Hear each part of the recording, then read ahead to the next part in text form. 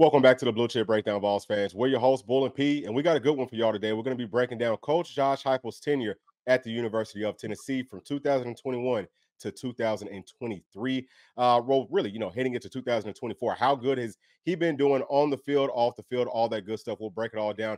But we also saw something, P, that just came out not too long ago that we're going to break down with the EA Sports College Football video game. Some of our ratings is coming out, and I mean we don't really agree with everything that is on there, but we are going to be touching on that as well. As always, y'all, please make sure to like and subscribe to the channel. Y'all already know that y'all can become a member by clicking that join button below. And a huge shout out to the members, a huge shout out to everyone that's been donating to this channel. You can donate to the channel by scanning the Cash App QR code in the top right hand corner. Let's go ahead and get into it, P. All right, so the first thing that we're going to be talking about is EA Sports College Football 2025. It looks like some of our player ratings got released, P. You sent this over to me. Do you remember where you got this from? I know it was a Vol fan on Twitter. He reposted it. I can't remember the guy who posted it, but the guy who posted the original tweet, I guess he's been doing this for like every team, like most teams, and so Tennessee was kind of next team that he did. So I don't know, don't know how reliable this is, but I mean it's something that's out there for us to kind of chew on a little bit. So yeah. So what's the first thing that sticks out to you whenever you're looking at this list, right? Oh, and just so everyone understands what this is exactly that we're looking at, it's supposed to be the players' overall ratings. So I mean, we're seeing a lot of our top guys here. I don't see any 99s. That jumps out to me right now. But Pete, yeah. What do you see that kind of sticks out to you? I mean, there's a ton that jumps out to me. I mean, I don't know what the first thing is. I mean, I guess the first thing would be James Pierce being 93. Should be higher than that. Yeah. I think Chris Braswell, I mean, I think he actually looks pretty solid. Yeah. Yeah. I mean, I'd almost say, I mean, if anything, maybe a little high. I mean, I think it's good, but I mean, I could see that being a little high. But I mean, obviously, I mean, everybody on this list, I think, is too low for the most part. But when you look at Brew McCoy as a 79 overall, yeah, that's insane. I mean, you talk about a guy who's probably our favorite player in the whole roster. I mean, he's a 99 in my heart. You know what I'm saying? He's 99. Yeah. I understand when it comes to ratings, stuff like that, he might be 99. But I mean, what are they basing this off of? You know what I'm saying? Is it off of their stats? Because if you're looking at stats, okay, his stats haven't been off the wall. But when you look at the physical attributes of this guy, fast, big, strong, dependable. Yeah. I mean, the whole deal. Big time catches, yeah. I mean, there's no way he's not at least like a he's got to at least be like I don't know. He's got, in my mind, he's like a 93, 94 type of guy. You know what I'm saying? Yeah. I mean, I would say for sure that he should be in the 90s. But so the first thing for me is looking at James Pierce, only at a 93. What defensive players are going to be ranked higher than him? Because everyone's talking about, hey, he's the #1 player on defense, maybe even in all of college football this season. So for him to be a 93, if this is real, obviously something is off. I would be willing to bet that somebody like, Colorado's quarterback, Sanders, he's probably at like a 98 or something. And that's absolutely laughable. I think he's a good player. But those are the types of things that are sticking out to me just with James Pierce. Chris Braswell, like you said, P, yeah, I mean, 87 to me actually looks pretty good. I would say that just coming from what he did at Tulane and now coming into the SEC, I mean, you think that he's got everything that you would want and need. And I think that as the season kind of goes on, he should be higher than that. I don't see Dante Thornton on here, which is a little bit surprising to me. Nico at an 85. That's about what I expected him to be at in this game. I think that's a fair grade. Will he play that way? No, I think he's going to play a whole lot better. Squirrel White, only at an 81. I think that, he should be bumped up a little bit more, show him a little bit more respect. But, I mean, I can kind of get that. It's not crazy. Dylan Sampson at an 80. Some people are saying, well, he's way too low for me. I mean, that's about where he's at for me. I mean, I would say maybe mid-80s, 85. Brew, we already touched on him. We know that that's way too low. Omar Nomalot, to me, though, might be the way too lowest person on here. Only at a 77. If they actually watch the game and watch him play, I mean, he's a 90 overall at least for sure. But what do you think about Omar Nomalot, P? Yeah, I mean, he should be way higher, dude. Like 77, I mean, that's egregious, dude. Like he's at least an 80, I mean, like a high 80 at least. You know what I'm saying? Because you got to look, when I look at these ratings, so first of all, I'd say this too. We don't know for sure if these ratings are supposed to be like our top 10 players or whatever. You know what I mean? Oh, okay, we don't know. This could just be, 10 random guys or whatever. We don't really know. Because you don't see Big O and the other guys you don't see that you think would be up here. But I think when you look at these ratings, you have to think about the attributes that make this rating up. So you look at Omar Nomalot, what's his freaking pass rush grade? You know what I'm saying? Like, what's his run stop grade? What's his agility? What's his quickness? What's his strength? These numbers should be high enough to get him up, like I said, to the high 80s 90s maybe even. Same with a lot of these guys. But yeah, Norman Lott, man, he's egregiously low. And even James Pierce, like you said, he's egregiously low because you got to think.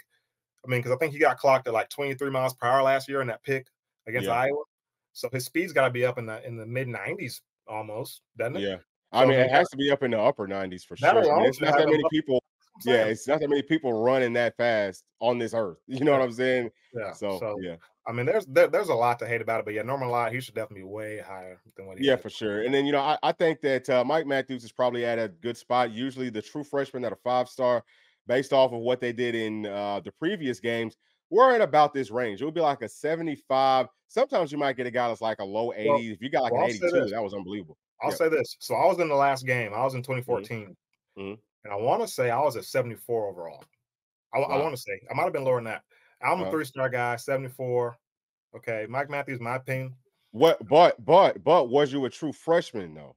That's the thing is that you got to Yeah, keep in mind, huh? yeah, Oh, yeah. okay. You was okay. I'm pretty sure I was. Yeah, because I was the only I game mean, I was on. shoot. I think that's way too low. I mean, like you should have been higher than that. But I mean, also, I mean, maybe I'm just kind of going off of I don't know. I mean, maybe that is too low. I think he's a much better player than that. I think Ethan Davis is much better than a 77 too.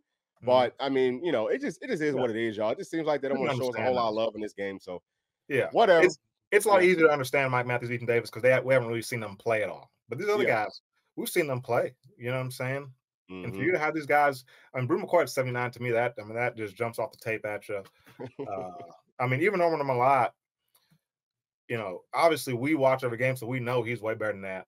But I mean, Yeah. I feel like anybody that ever has seen Tennessee play should know that Brew McCoy, 5-star guy at high school, 6'3", 220, probably a 4.5, sub 4.5 type of guy. D N too. So I'm saying, Yeah. D end in high Hmm. school. I mean, D end linebacker. I think he played a little running back, receiver, do it all guy. 11 Hmm. for 11 type of guy. For And sure. you have him at a 79. I mean, that's just I don't know. That just grosses me out. You know what I mean? Yeah, I mean they don't know it. I mean, there's a lot of people that's involved with this that we can tell that don't know anything about football. They need to get more of the football stuff right. And again, y'all, we don't know if this is exactly how it's going to look or not. This could just be something that someone made up for clickbait. I mean, but they look. I mean, I'll be honest with you. I think that those numbers are probably higher than what they're actually than what they're actually going to be. Wow. So And let's I say mean, this too. there's no way. Think about it. Like we're not even top 25 offense, defense, special teams, nowhere. So Yeah. we can't have this many people that are sniffing an 80. I mean, like top Mhm. 25 is like an 80 something overall. We're True. going to be in the 70s from what I mean, upper That's 70s true. from what And I can see. I mean, like I think we talked about this before too, but this the whole EA deal with Tennessee. I don't know what happened there. Like I said, not top 25 overall, not top 25 offense, not top Hmm. 25 defense, which I could maybe see the defense because these guys are uneducated, don't know anything. But you should listen to our Hmm. offense should be off the walls, and then not to be top 10 in toughest places to Stadiums, play. yeah, Yeah, like there's been so many negatives. You go back to the initial trailer, they have us looking terrible. You know what I mean? yeah, Nico looking yeah. terrible. Nico's out there getting rattled and stuff. Yeah, Yeah, so there's something going on there for sure. A large part yeah, of me thinks it's clickbait. They know that we're going to get kind of up in arms about it, and they're going to get a lot of engagement. But there's also a yeah, part of me that thinks these guys don't have any idea what the heck they're talking about, and it has me a little worried yeah. about the game, honestly. Yeah. I mean, I'm definitely worried, but I don't know why I haven't really seen this anywhere, but I've been holding out hope that they're gonna change a lot of the stuff before the game is actually released. And I just think Mhm. that because like getting it this wrong, getting so many things this far wrong, you would have to. I mean, people are talking about it enough that I'm sure that EA Sports is not tone deaf. But I mean, step in, get some of this stuff fixed. There's no reason that Colorado is in the top 25. And Yeah, I know I keep on talking about them, but that one sticks out like a sore thumb. crazy. I think more than anybody else. But Well, anyway, y'all, yeah, that, go ahead. but that's a good point you made about them fixing it. So something I think I noticed in the last trailer that they Mhm. released about the dynasty mode or whatever, I think they showed Tennessee on there, and I want to say I saw us at number 15. So Yeah. I don't know if maybe what they released about the ranking stuff was like old data or something or what. But Mhm. I'm thinking that maybe when the game actually comes out, we will be in the top, top 25, and they're gonna have that Yeah. fixed. I don't know why they released that, but they'll Yeah. have it fixed, I think. I think so too. All right, so let's go ahead and move on to Coach Heupel. I think he's done a lot of very good things. We're going to talk about how the offense looks, how the defense looks. How's he been doing as far as going out and getting prospects? What does he need to improve? What has he had to work on? What has he gotten better at? All of that type of stuff. Where do we feel like this program is at because of Coach Heupel. And I think that the easiest way, P, for us to do this would just be to go ahead and start off right here. Okay. So what we're looking at are our stats on offense and defense. This is our game stats, okay, from 2021, 2022, and 2023. And you can see, P, starting off up here on offense, that the points per game, I mean, really, the entire offense, I'll just say it this way, the entire offense took a gigantic leap back in 2023. So that's one thing. But I'm just going to kind of let you talk through, what you're noticing just in looking at this list. Anything that kind of stands out to you, is based off of Coach Heupel's kind of timeline since he's been up here for our Volunteers. Yeah, I mean, immediately, of course, the offense jumps off. I almost wish we had the 2020 stats to see how bad we were the year prior to him getting there. I imagine we're probably very low. In his first year there, he comes in immediately, gets us up in the top 10 year one. Obviously he has his quarterback, right? He has some pieces out there at receiver. We see what the offense kind of can be. And then 2022, hey, we return our quarterback. Okay, we had this new system that we installed, which when he came in, at least for me, was a big question mark. Is how are we gonna, how's our personnel matchup? How's this roster gonna be able to adjust to this up-tempo offense, spreading the field, all this stuff. Came in year one, did great. Year two, we had a year in the system, and you see us best in the freaking country. Okay. Yeah. Points per game, yards per game, the whole deal with best in the freaking country at it. Again, he has his quarterback, right? I think for Heupel's offense to work the way it needs to, obviously the quarterback needs to be very, very efficient, make good decisions and be able to push the ball down the field, be a good game manager, but also a guy that can push the ball and make plays. 2023 didn't really have that. And so we see the big drop off there in our points per game. I still think it was solid considering how limited we may have been at quarterback and even at receiver as well. I think we had a few guys go down the O-line. I think that Heupel did a great job of still finding ways to move the ball and to be efficient. I think that's something you notice kind of with Heupel. You can always count on the offense to put up numbers, put up points, to be effective, even if the quarterback play isn't what it needs to be. So, I mean, that's something I've really noticed with him, especially when you think about when he's playing, Alabama. Hasn't done great against Georgia, but when he's playing those better teams, like I said, especially Alabama, he comes out with a good game plan. You go back to, I think, 2021 when we played him. I want to say we had 2 or 3 guys out in the offensive line.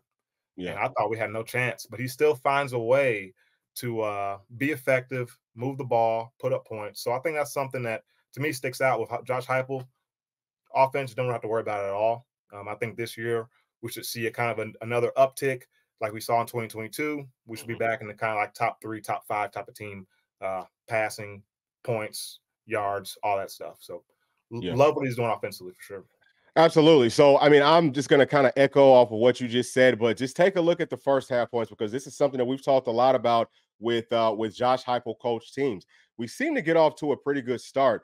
And, I feel like early on in his tenure, 21, 22, and really even last season, but maybe for some different reasons, what do the halftime adjustments look like? And it's not just for the offense, but it's for the defense too. So there's a lot of layers to this, but look at the first half points per game. Okay. It goes up from 2021 and 2022. So, P, just like you said, in 2024, we're expecting now that we've got everything because that magic missing piece is always the quarterback play. But we've upgraded everywhere else. The fronts on both sides, but just talking about the offense is a lot better. Okay. I think that our wide receiver core is also a lot better than anything that Coach Heupel has had. So it's not a far cry to imagine that this team is going to, we can outdo what we did in 2022. Will it happen? Okay. It's going to have to be a perfect season for it to happen, but I definitely think that it can.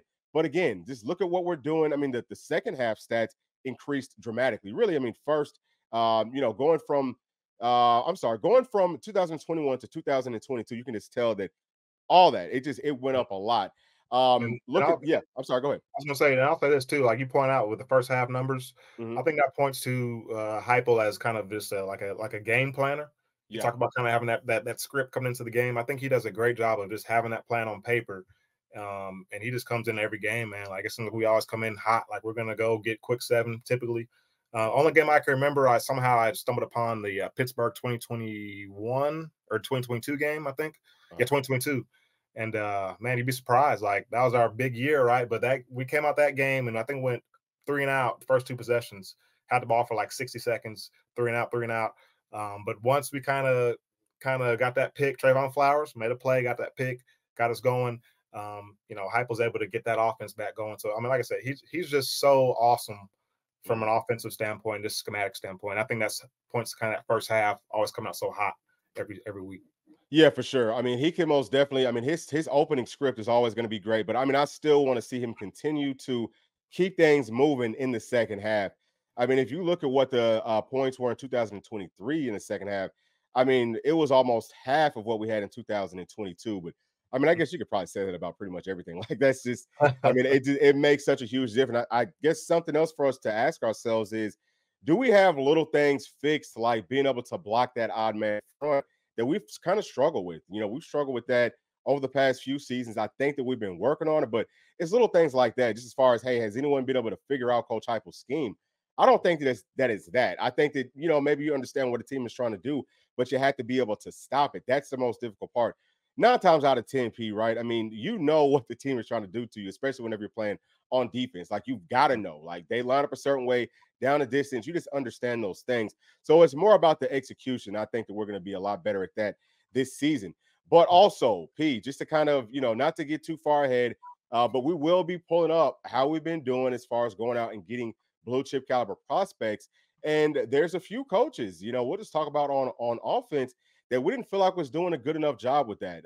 Coach Glenn Ellerby, he was one that people were saying, look, maybe we need to go ahead and let him go because he can't get in the upper echelon offensive line talent. But if you look at our class this season, this is going to be one of the best offensive line classes that Tennessee has had. So that's a good thing that Coach Heupel is doing. He's getting things adjusted and fixed. Is there anything else that you want to talk about just with the offense, just on this screen? Because we'll be talking about it some more. But yeah, go ahead. Yeah, something just kind of popped out to me. If you kind of look at the passing yards and rushing yards, you kind of see that they're always kind of inverse a little bit, right? Obviously passing game, we're kind of getting it figured out, so we're leaning heavier on rushing game in 2021.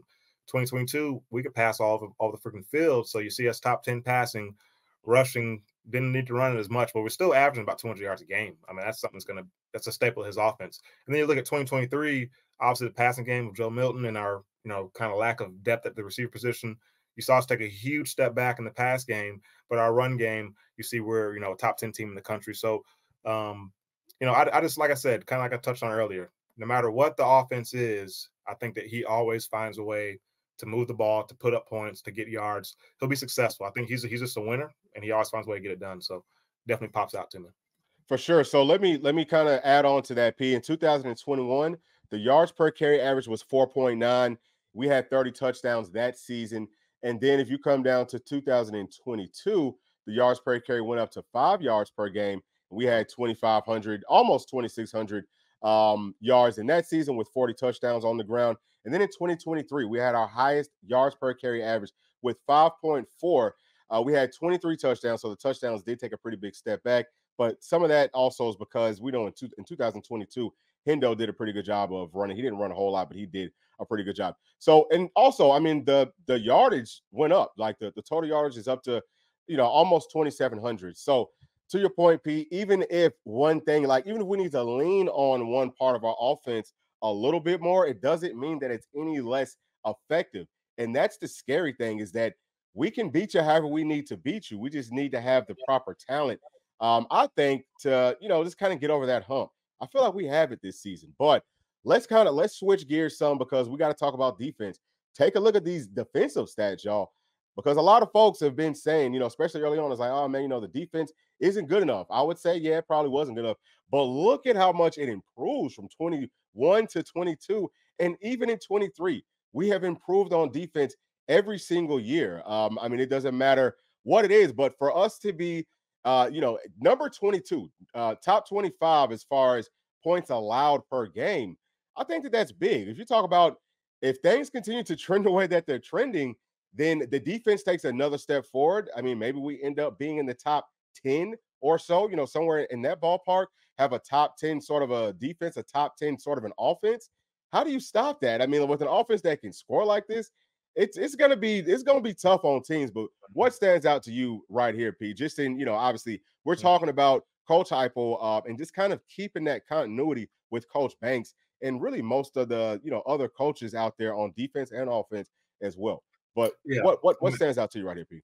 I mean, obviously, you see the points per game going down, but something I guess is not really captured just looking at these stats is, we understand this is year 3, okay? Tim Banks, Heupel has been their system this whole time, and like the biggest thing to me, just knowing this team and knowing Heupel and how he's built this roster, like you see him, like when I go back to 2021, the game that sticks out to me that I think really flipped that switch in his head was the Ole Miss game. Matt Corral kept scrambling, 3rd down, 4th down, kept scrambling. We weren't athletic enough to chase this guy down open field. And you've seen him build this roster up, get guys that can play in space, were more athletic on the edge, more athletic in the secondary, more athletic at the second level. It's like he's built this team. Hey, we're going to have the perfect scheme, but we're not going to let a play break down and, your guy scamper. We're going to have guys that can go and chase it down and make an open field tackle. So, like, just the way he's built this roster to me, I think is part of the reason you see us improving. And obviously the continuity, like you said, same system, a lot of the same players for a lot of these years too. These guys get more comfortable. The more comfortable you get in the scheme, the faster you can play. All that stuff goes into it. But I think it just speaks to the development of this roster. Whether it's the recruiting aspect, the pieces he's added, to Keenan Peely, adding to Wesley Walker, made us more athletic in the secondary last season. Like, just the pieces he's added, I think have been very strategic and have been very like impactful pieces that he's added. So, I mean, that's kind of what sticks out to me. Like I said, it doesn't really show up here in the stats necessarily, but just knowing this roster, I think he's done a great job of getting us more athletic on that side of the ball. Yeah, absolutely. Absolutely. And then, again, we said that we would touch on this, the first half points on defense versus the second half points in 2021. I mean, it was about even. So, I mean, it looks like the teams were scoring less in the second half, which is good. 2022, teams were definitely scoring less in the second half. And now, right here, 2023, teams were scoring slightly more than us.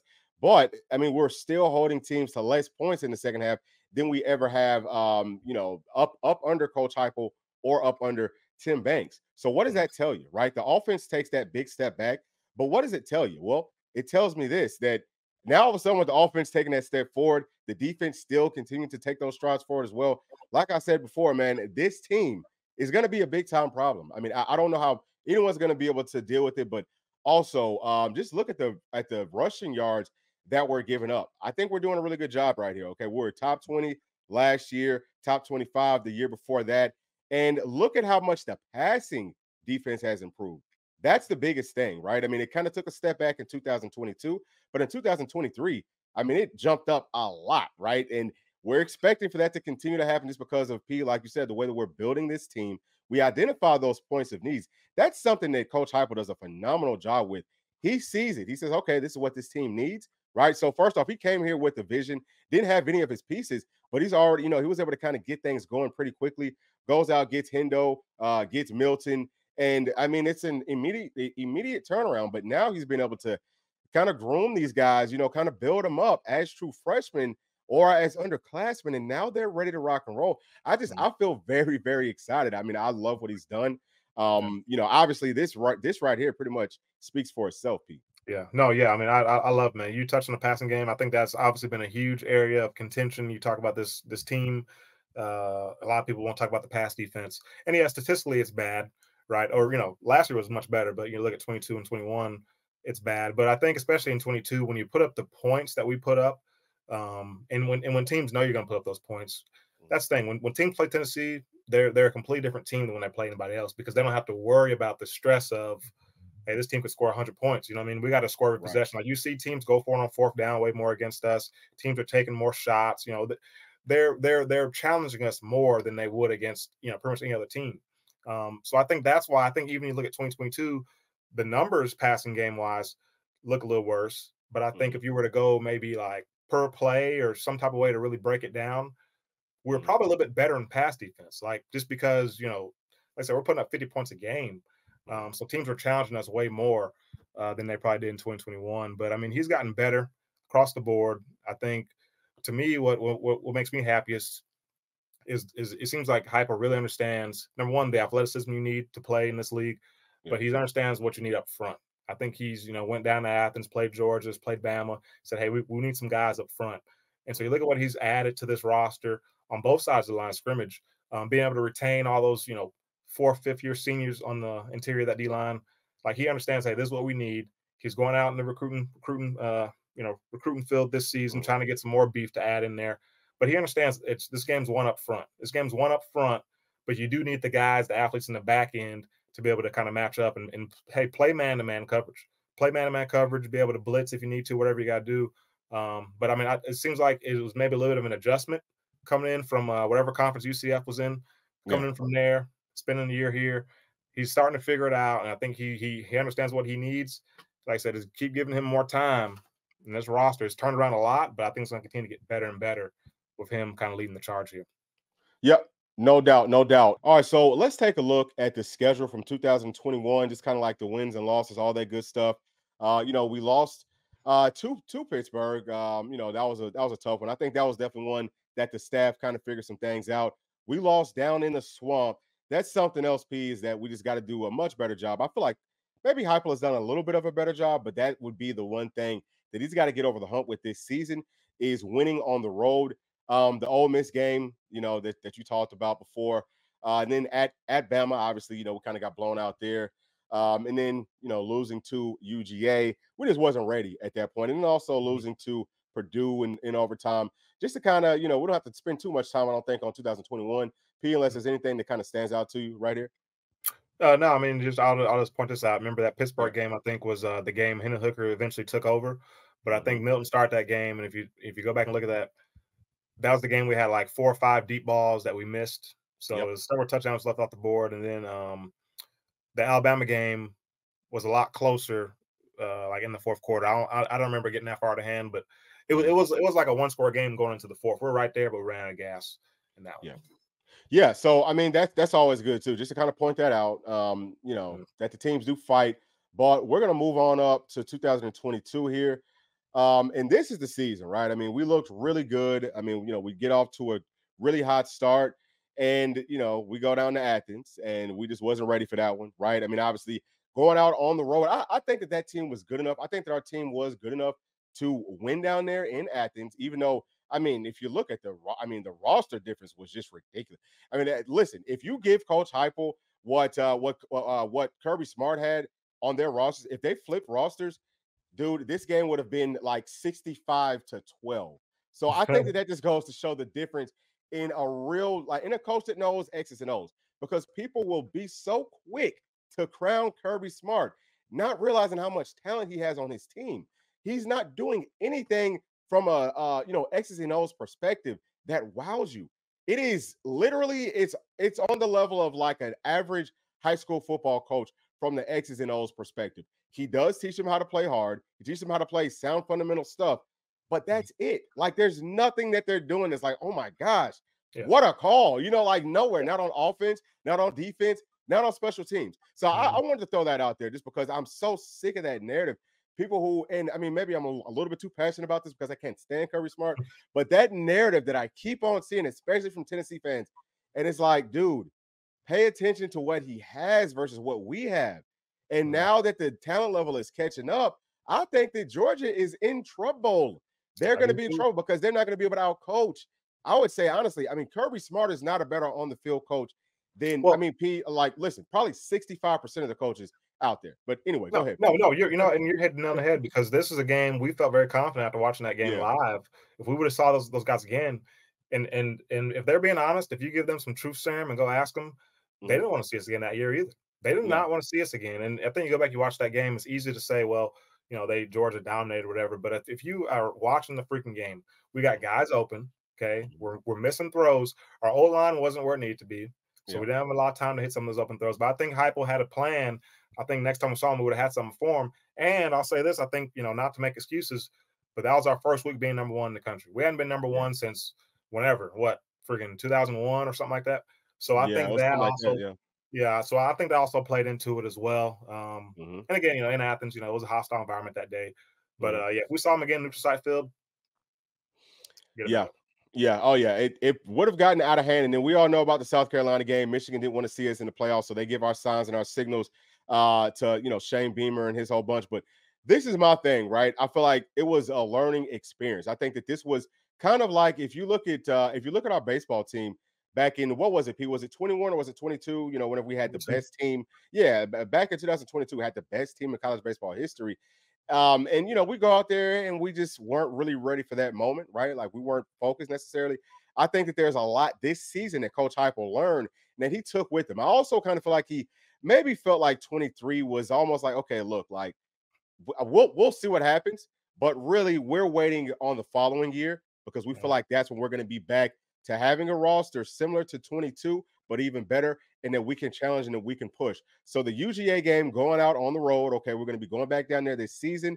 How much do these veterans up front, who pretty much everyone who played in that game up front is going to be playing in this one, several of them anyway, they're going to be back. They understand what it takes to win down there in Athens. It's going to be hostile again. It's going to be rocking. I think that we're fine there. But also, if you move on to the South Carolina game where they had our signs and our signals, I think that it taught Coach Heupel, listen, like we've got to find ways for people not to be able to steal it. So I think, P, that we will be using those headsets this season because, you can still kind of chime in, right? Like you can kind of listen in to people's stuff.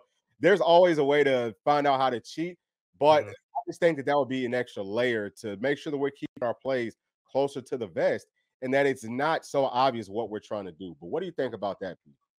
Yeah, I mean, for sure. I think the South Carolina still on our signals. I mean, that's again, if that game didn't happen, man, it pissed you off when everything about it. You think about Hendon Hooker getting hurt, Hendon Hooker's Heisman should have won, and this team's playoff berth that they should have had against a team that we should have beat. The score should have been flipped. We should beat them by that score. You know what I'm saying? But they cheat and they beat us and. That's like I said. I'm sure that left a terrible taste in Heupel's mouth, I think he has that same hatred for South Carolina. I think everyone gained a different level of hatred for South Carolina after that game. Because they're a team. I didn't. Obviously nobody likes Shane Beamer or whatever his name is, but I didn't necessarily hate those guys. But after that game, I hate them. And something I guess I'm getting old. I don't know, but I hate everybody now. I hate. I do too. I hate Florida. I hate all those guys now. Almost the same, but Georgia still kind of stands up there. Hate those guys way more, but. Yeah, man, it's heartbreaking, but I think he's learned from it. Hopefully in 2024, same team, same type of roster, same type of obstacles to overcome. Can we get there and finish that in the championship this year? Yeah, I definitely think that we can. And then also, I want to talk about, I don't know if I really even want to talk about it too much, but I'll just say this, okay? South Carolina, we had some devastating injuries to two of our, all-time Vol greats. It seems like there's always some pretty bad injuries just in that series. Like they've had some bad ones with that Marcus Lattimore. Anyway, but we don't play them this season, so I think that that's good. I think that that's going to be good for us.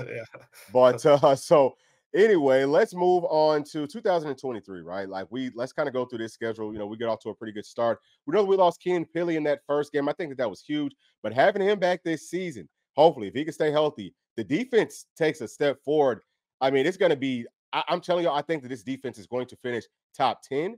I think that it's not a reach necessarily that we can finish top 5 or better, depending on how we start off. If we start off hot and if we're playing with everyone's kind of catching that fire, this defense could be maybe the best in the whole country just because of, we've got it everywhere outside of, maybe safety, but we'll kind of talk about that here in just a second. But Austin Peay obviously should have won that game. But the one down there in the swamp, P, this is what I was talking about. Coach Heupel has got to be able to continue to get over this. Like he's got to get over the hump of winning games that you're supposed to on the road. That one down there in Florida, we had one of our best players, Cooper Mays, is out, makeshift offensive line. But even Joe Milton's playing at quarterback, a little bit of a different feel there. But you still have to find a way to win, even in the swamp. We're better than that team. We should have won.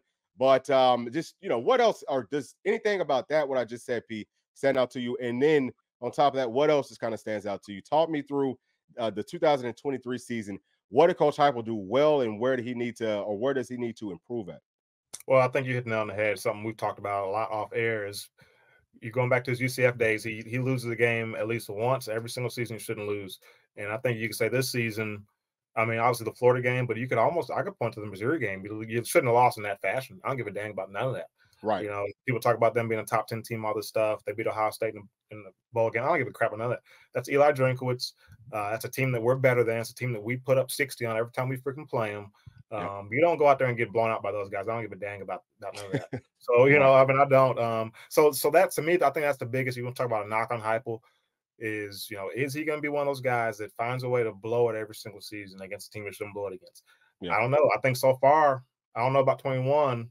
but definitely 22 we saw it against Carolina, which we could say they cheated and stuff like that. And then we see it here again in 23. You probably saw it 2 times this season. But, I think a lot of this season, you see us finding ways to win games, right? You look at the Texas A&M game, for example. That's the lowest scoring win in Heupel's career. You know what I'm saying? So he's shown that was big. That was a huge, that was a rock'em sock'em game. And that was a game I remember leading up to that game. I won't say we're worried about it, but that was a game we had on our radar because we knew that was probably, maybe the best roster that we were going to face all season. Yeah, honestly. Very talented roster. I think that might be. I mean, it's one of the best rosters of all time. You know what I'm saying? Yeah. Like they had, I think that one of them years they had like 8 5-stars or something, just disgusting. Crazy. Yeah. But so anyway, go ahead. A bunch of guys. Yeah, you're talking 6'5", 270 DNs, running 4.5s. I mean, they had a bunch of guys. Yeah, then offense, defense, special teams, but find ways to get those wins. Went down there, Bama. Again, Bama's another game you can look at. We had those guys, 20-7 or 20-3, whatever it was at halftime. Man, we was smacking them around. Look, y'all need to do yourselves a favor. Go back and just watch that first half and watch the way. Again, Coach Heupel knows how to dial them up. Did a great job there. The team was ready. We were prepared in Tuscaloosa. But what happened at halftime, P? That's the one that I always think about is the second half of that game. And I mean, now look, P, let's call a spade a spade. Were they cheating in that game? Honestly, were they? Yeah. For sure. I mean, I think that it was blatantly obvious. And I mean, we've known that the SEC does cheat for certain teams. It's usually the teams that have a chance to go to the national title so that everyone gets more money. But Alabama and Nick Saban, they've been in love with that guy, and they've been cheating for him for the longest. They've started to do it with Kirby Smart. We're seeing how their secondary is getting away with murder, mugging people. I'm going to be very vocal about that this year, P, because we've got to draw some attention to that because it's borderline insane. Watch them play. Go back and watch them play any game last season. Watch how much they're holding on to folks. But anyway, that's my thing, though, P, is just the second half of that game. I mean, we did not look like the same team. And even with the cheating, you got to be able to overcome that. If you want to get over the hump, that's what it's going to take. You're going to have to be able to beat the referees, beat the team, beat the crowd, all that. That's what we're looking forward to. And and he was so close to kind of crushing that narrative of him not being able to win on the road.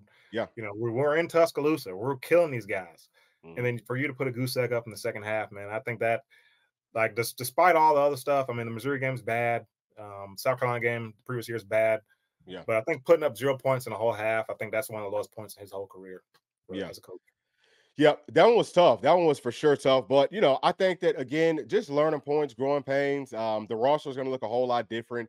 And I can just tell there's a different type of confidence with Coach Heupel, with everybody. I think with the whole university, it's a different type of buzz. And it does feel a whole lot like 98. But so far, P, just as far as what we felt like Coach Heupel needed to work on early on, just to kind of recap everything, sounds like, he had to get his roster first, right? He had to kind of get his team, kind of figure out how to play in the SEC. But he came in, had a lot of success, still trying to figure out how to win on the road, on a consistent basis. Comes out with a really great script. But, what happens in the second half, whether that's the offense or whether that's the defense, we've got to make sure that we're putting on more steam there. We've seen maybe a few flashes of that.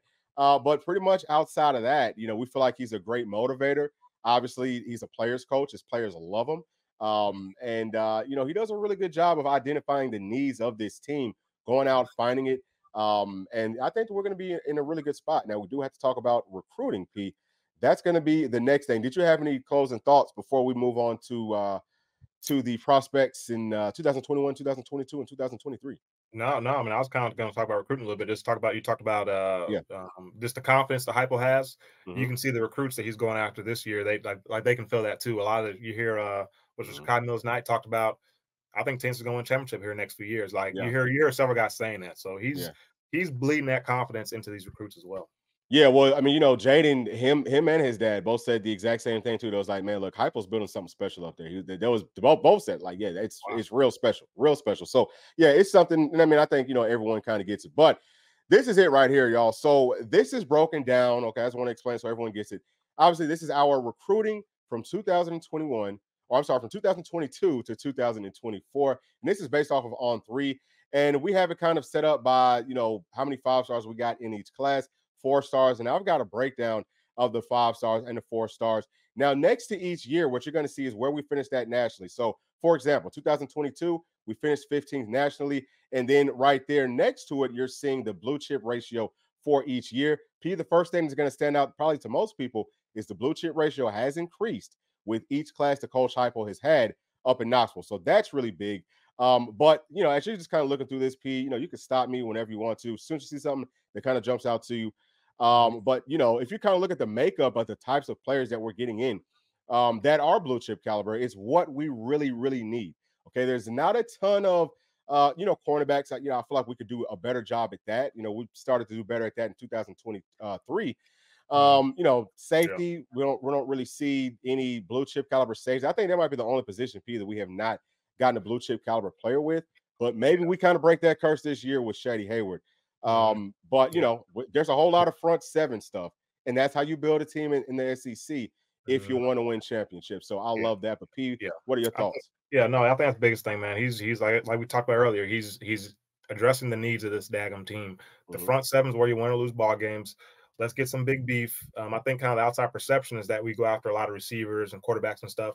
I think obviously you come in year one, your first priority is what? Well, he went to the portal, gets Hendon Hooker. Well, Hendon Hooker actually came under Pruitt, but it goes to get Joe Milton, who he thinks is going to be the guy. Ends up being Hendon Hooker. Then his first recruiting class, or second, his first full recruiting class, goes out, gets Nico Iamaleava, #1 quarterback in the whole world, brings him on, kind of gets his guy, goes out the following year, gets a guy for the following season for 2024 and George McIntyre, and maybe poised to get a guy for 2026 and Faison Brandon. But obviously he knows to operate the way he wants to operate.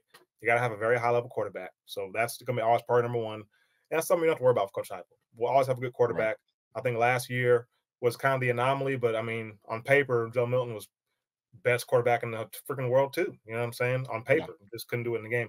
But I think Heupel's doing a great job, man. He's doing a great job of getting the pieces we need. My only kind of knock, it just kind of seems like, there's a couple positions like safety, can he get enough of those type of guys? Like how many corners do we need? He's getting some good corners, but hey, let's get some freaking safeties. And then linebacker, you could also kind of say the same thing. We got some good backers last year. But where's the guy at for this season? A couple of guys we're in on. I think the biggest thing with Coach Heupel is his ability to close. I think he's a very laid back, kind of easygoing guy, which can be very, a very good thing. But I think he's got to find a way to start closing these guys, because just go back to 2024 class or 2023 class or whatever the previous class was. We had 24. A lot of guys, 24. Okay.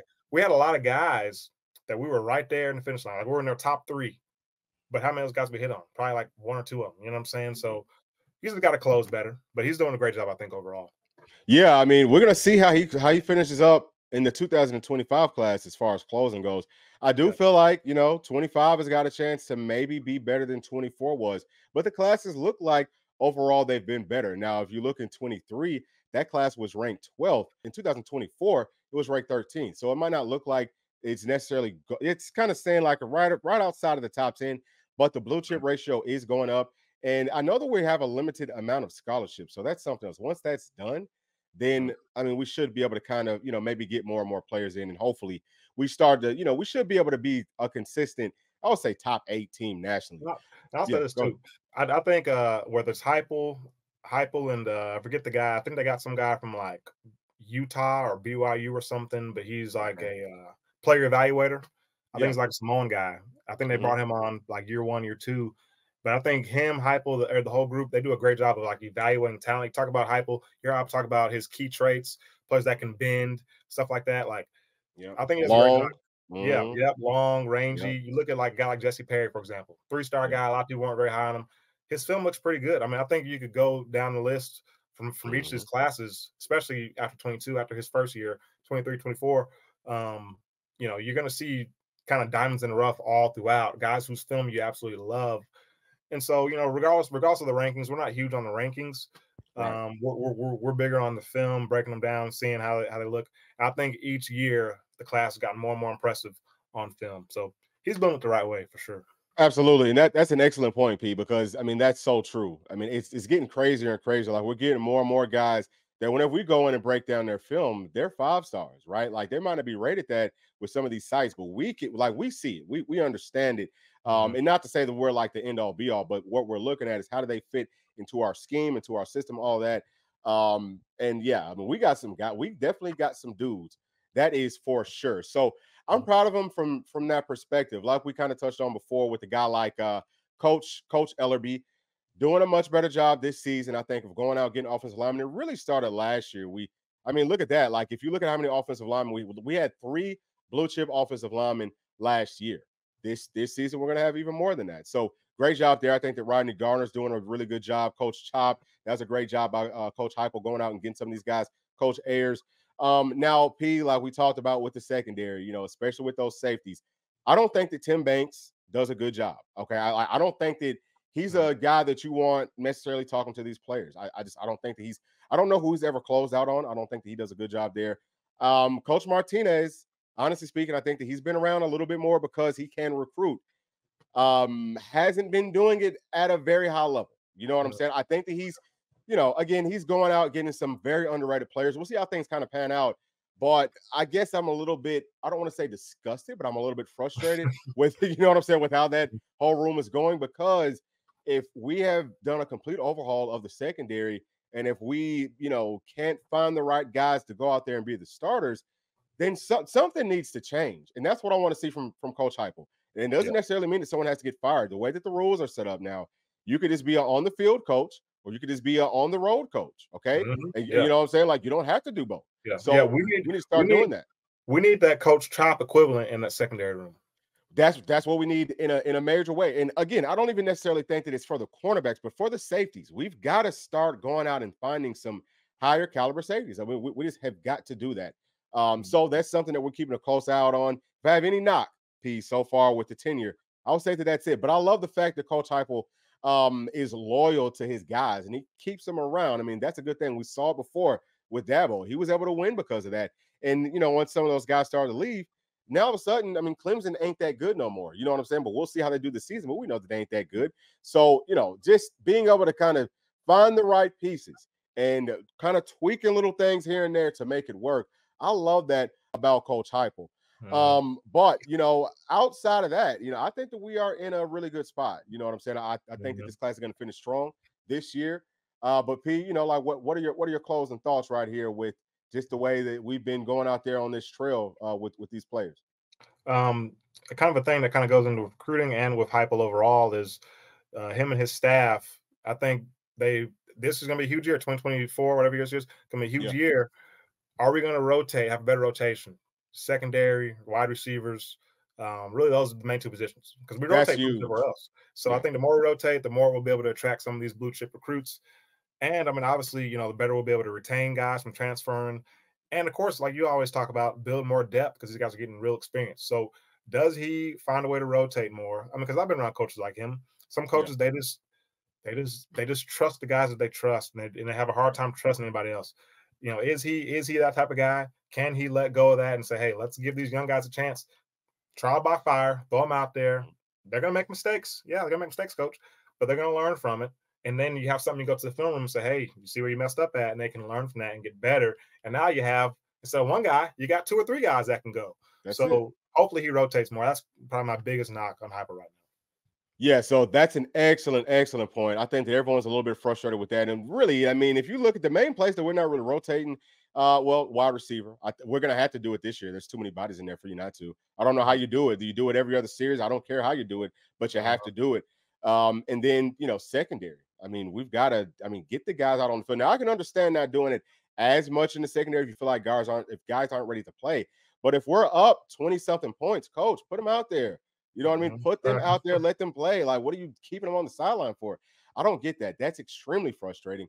But I mean, you know, Coach Gardner does it. You know, our linebacking core, they've done it, and that's why we're deep at those positions right now. So, you know, also, will Coach Sims rotate as much as we have before in the past? That's going to be really big. But I think that all in all, Coach Heupel really has things figured out. I mean, things are looking better and better every year. Couple of small things that we want to see tweaked, but I mean, I think that this is the year. I feel like right now, based off of how we've been doing in the transfer portal, which we didn't talk about too much, but we've done a great job of supplementing our needs in that portal with some talent that's ready to come in and play right here, right now. So I think that this year, right now, if you look at everything from top to bottom, is our best chance to win it. Next year, we might take a step back in some areas unless we can go to the portal and kind of continue to supplement there. But this is the year, y'all. Like, this is when we got to get it done. But you know, that's pretty much it. P, do you have any closing thoughts? Well, heck, I'll close. I'll pose this question for you and for everybody watching. Mm-hmm. Is there another coach in the country that you'd rather have than Coach Heupel? No way. And for me, I'd say no. I think we got the guy. I think he's the guy. When I go to battle with him. I like what we talk when we went wherever Heupel got. Whenever Pruitt got fired, we're talking about our next coach. What do we say? I want a guy that's cutting edge offensively.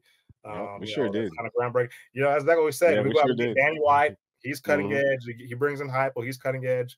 And then as we've gotten to know him over the years, he's a lot more of a football guy than I thought he was. He's a hard-nosed, competitive guy. He'll go punch in the mouth. Very competitive. So like just growing to love the guy. And I mean, I would not take anybody else over Coach Heupel. Amen. Amen to that. So on that note, thank y'all so much for sticking all the way to the end. Y'all, please make sure as always to like and subscribe to the channel. Click that notification bell and make sure to share it with your friends, family, and other volunteer fans, other college football fans. We're going to see y'all on the next one. Thanks. Peace.